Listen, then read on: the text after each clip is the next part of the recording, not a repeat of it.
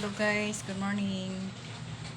Maglalaba ako ngayon, araw ng Biyernes. Isang mapagpalang araw po sa inyong lahat.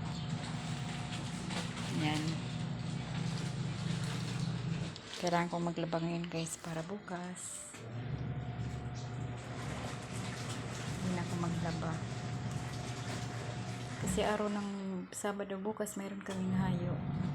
Yan guys.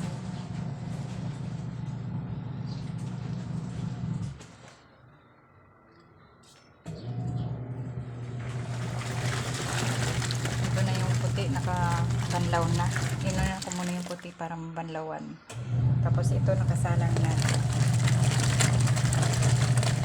Tapos meron na din akong ditong in-spin para isasampay na rin mamaya para madaling matuyo. Para bukas wala na akong hindi labahin. Kaya yung araw na paglalaba.